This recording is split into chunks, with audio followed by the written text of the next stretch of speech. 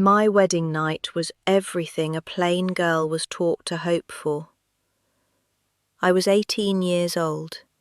It was the autumn of 1959, Lancaster County, Pennsylvania. The fellowship meal had gone long into the afternoon.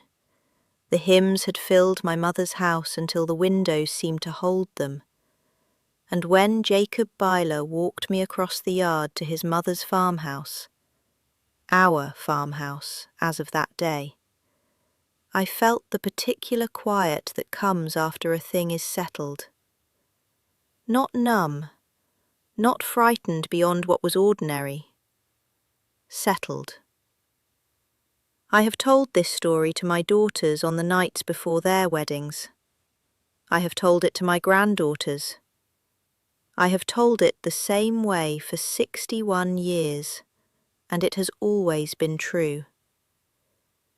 I am 80 years old now, and I sit most evenings in the Doty house at the back of my son's property, where the light comes through the west window at an angle I have come to depend on. I want to tell you what I have not yet told them. Not because the version I gave them was wrong, but because there was a version beneath it that I folded away before the wedding candles went cold. And I have carried it a long time. If you have found yourself sitting with me this late in the evening, whether you are across the county or across an ocean, I am glad you are here. If this kind of story keeps you company the way it keeps me company, stay a little longer. Subscribe if you have not. Leave a like so more women like us can find their way to this porch. And tell me, did you have a night that changed you more quietly than anyone around you knew? I read every single one. My name is Sarah. I have been Ruth Byler for 61 years, and Ruth Stoltzfus for the 18 before that.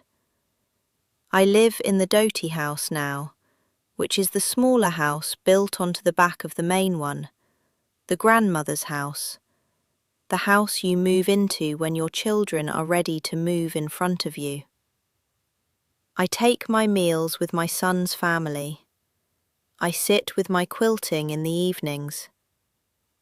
I am not unhappy. I want to say that plainly before I say anything else, because what I am about to tell you is not the story of an unhappy woman. It is the story of a private one. Those are different things. I have learned at 80 that the difference matters. Jacob was not a stranger to me when we married. I had known him since I was 11 years old. He sat 3 rows ahead of me in the schoolhouse, the same schoolhouse where I had learned to read, where I had looked out the same window at the same maple tree every autumn, where I had understood, in the wordless way children understand such things, that my life would take a particular shape. Jacob was part of that shape. His family's farm bordered my father's.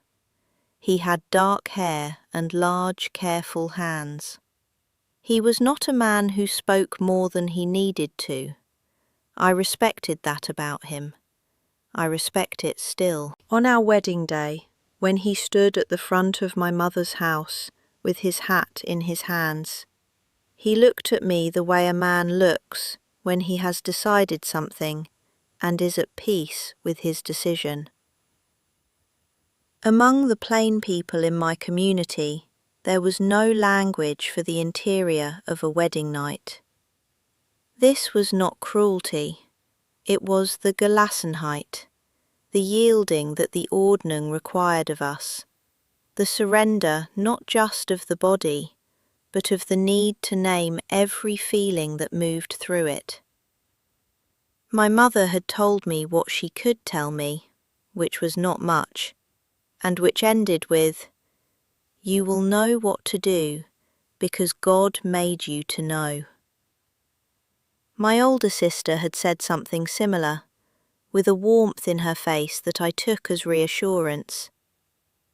I was not walking into that farmhouse without preparation. I was walking in without language. That is a different thing. And in 1959, in Lancaster County, in a plain dress with my prayer cap still pinned, that seemed right to me. Yielding did not require words. It only required willingness. Before I go further, I want to mention that I keep a small description of this channel in the link below. For those of you who are new here, and for those who have asked where they might find more. If you feel moved to share this with a woman who might need to hear it, I would count that a kindness. Now, let me tell you about the cedar chest. My father made it the winter before I was born, and had used it over the years as a place to store the things that did not yet have a home. When it came time for my wedding, my mother emptied it and began filling it again, this time with the things a new wife would need. She packed in the quilts I had stitched myself, starting at 13. 7 of them folded tight. She packed in 2 prayer caps still wrapped in tissue, a Bible with my name written inside the front cover in my father's hand, a set of dish towels I had hemmed, 2 pillowcases embroidered with small blue flowers. My father had sanded the chest himself. You could feel it, that particular smoothness that comes from a man taking his time with a piece of wood. He had rubbed it with linseed oil until the grain came up warm and dark as creek water. When they loaded it onto the wagon the morning of my wedding, it held everything I was bringing with me into my new life. The farmhouse smelled of harness leather and pine, and something I could not name then. Wood smoke, I thought, though the stove had not been lit. It was late afternoon when Jacob opened the door. His mother had placed a kerosene lamp on the table already, burning low, and there were 2 chairs set at the table as if we were expected to sit and have a conversation, which we did not. I remember the creak of the floor under my feet. I remember setting down the bag I had carried myself, the overnight things, separate from the cedar chest, which would arrive the next morning with my father's wagon. I stood in the middle of the room, and Jacob stood near the window, and neither of us spoke for a moment. Then he said, quietly, "You must be tired from today." And I was tired from today. That is what he saw, and he was not wrong, and I loved him for saying it first. I was afraid, the way any young woman is afraid. I want to be exact about this, because exactness matters when you are speaking of what you felt at 18. The fear was not of Jacob. He had shown me nothing to fear. The fear was the ordinary fear of a threshold, of the particular irreversibility of a door that closes behind you. I had crossed into a different life, and I knew it. And knowing it came with a feeling in the chest like a held breath. Plain girls were taught that this was the right feeling, that the fear of a threshold is holy, that it means you understand what has happened. I understood what had happened. I held the breath, and when the lamp burnt down to nothing, and the room was dark and still, I felt the fear ease the way a held breath finally eases, and what replaced it was peace. That is what I have told my daughters. That is what I told myself for 61 years. The fear comes, and then it goes, and what remains is peace. After the lamp went out, I lay still in the dark and listened to the quiet of the farmhouse. It was a different quiet than my father's house. Different boards, different distance from the road, a different way the wind found the eaves. Jacob's breathing settled beside me. The harvest had been good that year. The fields outside were already stripped, that particular bareness of October that looks like loss and is actually only rest. I understood that I was where I was meant to be. That is the version I have kept. That is the version I pressed like a flower between the pages of every year that followed. Given to my daughters, given to myself, kept whole. I believed it. I have always believed it. Until I found the piece of paper. 3 years ago, I was clearing the cedar chest to pass it to my granddaughter Miriam on the occasion of her wedding. I had emptied it of the things that had accumulated over the decades. A spare prayer cap, some letters, a small tin of buttons I could not place. I lifted out the lining my mother had fitted to the bottom, a piece of oilcloth tacked at the corners, and beneath it was a false bottom my father had built. I had known about it since I was 12 years old. He had shown me once, without comment, lifting the panel and setting it aside, and then replacing it, as if he only wanted me to know it was there. The space beneath was shallow, perhaps 2 inches. I had not thought of it in years.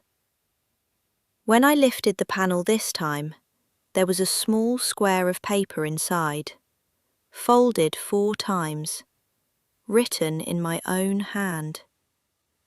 I did not remember writing it. The handwriting was a young woman's, careful, slightly unsteady, the way a hand is when it is writing something it is not sure how to say. I read it slowly. I will not tell you everything it contained, but at the end, in letters that pressed harder than the rest, as if the hand needed to be certain the words would hold. Do not forget that you were here. I sat with that for 23 seconds.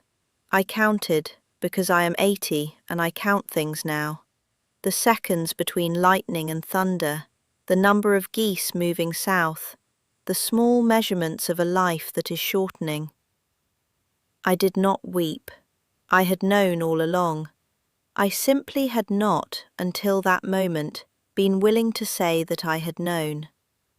That is the version I have not yet told my children. That is the one I am telling you now. I told you the fear on my wedding night was the ordinary fear of a threshold. I told you it was holy. Both of those things were true. But let me tell you what else was true. What I folded beneath them the way my father had built that false bottom. Not to hide something shameful, but to keep something safe that had no other container. The fear was not only of the threshold, it was of what I understood in that farmhouse, for the first time not as a girl's dread, but as a woman's clear knowing. That the girl I had been was sealed behind that door. Not by Jacob. Jacob was a good man. He was kind in all the ways a plain man is taught to be kind, and in some ways he was not taught. The door closed, and I understood that the closing was permanent. And I was afraid of that. I was afraid in a way I had no word for, and so I gave the feeling the only word available to me. Ordinary. I want to pause here for a moment and ask you something. If you have ever carried a feeling that was true and also nameless, If you have ever pressed it down beneath the lining of your days because there was no container made for it, leave a word in the comments below. Just a word or a few. I read them all, late in the evenings, in this west window light. You do not have to explain. I will understand. And if you are new here and this is the first time you have sat with me, there is more. There is always more. I will tell you about it at the end. The cedar chest. I told you what it held. The quilts, the Bible, the dish towels, the embroidered pillowcases. I told you my father had sanded it until the grain came up warm and dark, and that was true. I told you it held everything I was bringing into my new life, and that was true. But I did not tell you about the false bottom. My father built it without telling my mother. I know this because I saw her face 3 years ago when I described it to her in a letter. She had not known. He had shown only me. And I understood, at 17, the night before the wedding, that I had put that paper in the space beneath the lining deliberately. I had written it and folded it and hidden it in the one place in that chest that belonged only to me. I was not confused about what I was doing. I was saying goodbye to the girl who had looked out the schoolhouse window at the maple tree. I was saying, I know you are going somewhere I cannot follow. The cedar chest was not only the vessel of my new life, it was the last place I hid the girl I had been. I had simply forgotten for 61 years that I had done it. Here is the secret I never told my children. Not the paper, not the false bottom. Those are only the container. The secret is this. When my daughters came to me on the nights before their weddings, frightened in the way young women are frightened, I took their hands and I told them, the fear is ordinary, it will pass. What comes after is peace. And I believed it. I had told myself the true part. The peace was real.